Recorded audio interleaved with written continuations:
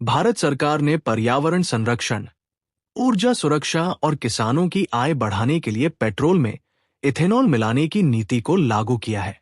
इसी के तहत E20 फ्यूल यानी 20% इथेनॉल और 80% पेट्रोल के मिश्रण को बाजार में लाया गया है। ये कदम ऊर्जा आयात पर निर्भरता को कम करने और प्रदूषण घटाने के लिए बेहद महत्वपूर्ण माना जा रहा है। लेकिन जैसा कि हर बदलाव के साथ होता है, इसके फायदे और नुकसान दोनों मौजूद हैं। खासकर बाइक और कार जैसे वाहनों पर इसका असर साफ दिखाई देगा। E20 फ्यूल का सबसे बड़ा फायदा यह है कि इससे भारत को तेल आयात पर निर्भरता घटाने का मौका मिलेगा। आज भारत कच्चे तेल का दुनिया का तीसरा सबसे बड़ा आयातक देश है। हर साल अरबों डॉलर विदेशी देशों को दिए जाते हैं। अगर पेट्रोल में 20% इथेनॉल मिलाकर इस्तेमाल किया जाए, तो भारत को कम तेल आयात करना पड़ेगा।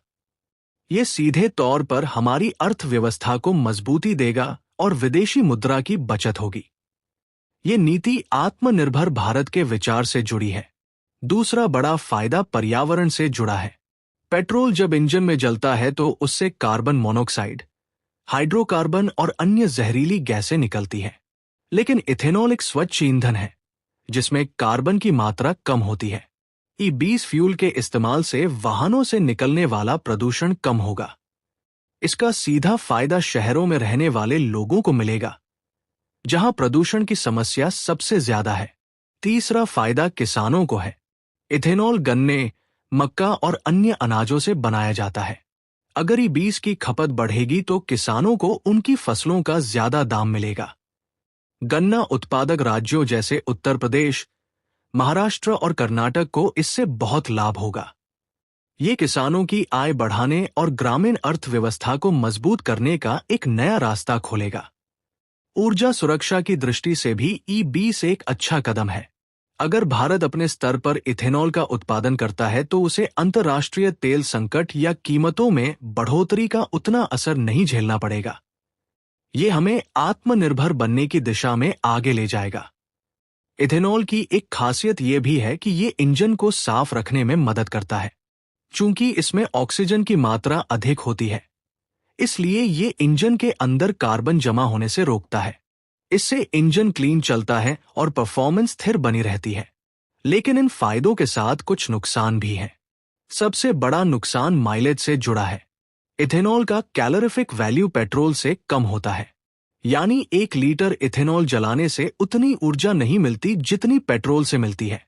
अगर वाहन E20 पर चलते हैं तो माइलेज 5% से 10% तक कम हो सकता है। इसका मतलब है कि लोगों को उतने ही किलोमीटर चलाने के लिए ज्यादा फ्यूल खर्च करना पड़ेगा। दूसरा बड़ा नुकसान इंजन पर असर से जुड़ा है। पुराने इंजन, खासकर 2017 से पहले बने वाहन E20 फ्यूल पर अच्छे से काम नहीं करते। इथेनॉल पेट्रोल की तुलना में ज्यादा कोरोसिव होता है, यानी ये धातु और रबर पर जंग लगाने का काम करता है। इससे पुराने वाहनों के फ्यूल पंप, सील, पाइप और गैस्केट खराब हो सकते हैं। ठंडे इलाकों में E20 का एक और नुकसान सामने आता है। इथेनॉल का वाष्पीकरण कम होता है, जिससे कोल्ड स्टार्ट की समस्या आती है, यानी ठंडे मौसम में बाइक और कार को स्टार्ट करने में दिक्कत होती है। यह खासतौर पर हिमाचल, कश्मीर और उत्तर भारत के ठंडे राज्यों में परेशानी पैदा कर सकता है। भंडारण और परिवहन के मामले में भी E20 मुश्किलें पैदा करता है। इथेनॉल में पानी आसानी से मिल जाता है, जिससे इसकी क्वालिटी खराब हो सकती है। इसलिए इसे लंबे समय तक स्टोर करना और ट्रांसपोर्ट करना महंगा और चुनौतीपूर्ण है। लंबी अवधि में इंजन पर इसका असर और भी गंभीर हो सकता है। सिलेंडर लाइनिंग, फ्यूल पाइप और रबर पार्ट्स पर इसका बुरा असर पड़ता है। पुराने इंजन अगर लंबे समय तक E20 पर चलते रहें तो उनकी लाइफ घट सकती है और परफॉर्मेंस कम हो सकता है। बाइक्स पर E20 का असर ज्यादा साफ देखा जा सकता है। पुराने मॉडल की बाइक्स जो इथेनॉल कंपैटिबल नहीं है, उनमें माइलेज 5% से 10% तक घट जाता है। साथ ही फ्यूल पाइप और रबर सील्स पर क्रैक आ जाते हैं। इंजन की परफॉर्मेंस धीरे धीरे कम होती है और लंबे समय तक इसका उपयोग करने से इंजन की लाइफ कम हो जाती है। कारों पर भी इसी तरह का असर पड़ता है।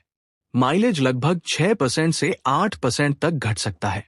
फ्यूल इंजेक्शन सिस्टम और इंजन वाल्व पर इसका नकारात्मक असर पड़ सकता है। पुरानी कारों में नॉकिंग और स्टार्टिंग की समस्या बढ़ सकती है। हालांकि नई कारें जो E20 कंपैटिबल डिजाइन की जा रही हैं, उनमें ये नुकसान कम होते हैं। अगर हम समग्र दृष्टि से देखें तो E20 भारत के लिए लंबी अवधि में लाभकारी है। यह आयात घटाता है, किसानों को फायदा देता है और पर्यावरण के लिए भी अच्छा है। लेकिन पुराने वाहनों के लिए यह नुकसानदायक साबित हो सकता है। सरकार और ऑटोमोबाइल कंपनियां नई गाड़ियों को E20 कंपैटिबल बना रही हैं। आने वाले वर्षों में जब ज्यादातर वाहन नए होंगे, तब इसके नुकसान कम दिखाई देंगे और फायदे ज्यादा होंगे। फिलहाल जिन लोगों के पास पुराने मॉडल की बाइक या कार है, उन्हें E20 फ्यूल से थोड़ा नुकसान उठाना पड़ेगा। उनके इंजन की लाइफ और माइलेज दोनों पर असर पड़ सकता है, लेकिन ये एक संक्रमणकालीन चरण है।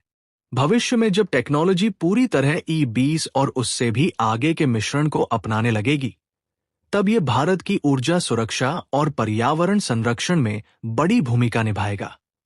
इस पूरी प्रक्रिया में सबसे ज्यादा अहम भूमिका किसानों और ग्रामीण क्षेत्रों की होगी। जैसे जैसे इथेनॉल की खपत बढ़ेगी, वैसे वैसे इसकी मांग भी बढ़ेगी। इसका सीधा फायदा किसानों को मिलेगा। अगर ये नीति सही तरीके से लागू होती है तो ये ग्रामीण भारत की अर्थव्यवस्था को मजबूत कर सकती है। इसलिए E20 फ्यूल को केवल एक ईंधन का बदलाव मानकर नहीं देखा जाना चाहिए। ये भारत की ऊर्जा नीति, पर्यावरण नीति और कृषि नीति से जुड़ा हुआ एक बड़ा कदम है। इसके फायदे तभी मिल पाएंगे जब ऑटोमोबाइल कंपनियां, सरकार और उपभोक्ता तीनों मिलकर इसे सही तरीके से अपनाएं। कुल मिलाकर कहा जाए तो E20 फ्यूल भारत के लिए एक बेहतर भविष्य की ओर बढ़ने का रास्ता है। हालांकि इसके चलते वर्तमान में पुराने वाहनों के मालिकों को कुछ दिक्कतें झेलनी पड़ सकती हैं, लेकिन आने वाले समय में ये नीति देश के लिए आर्थिक और पर्यावरणीय दोनों ही दृष्टि से लाभकारी साबित होगी।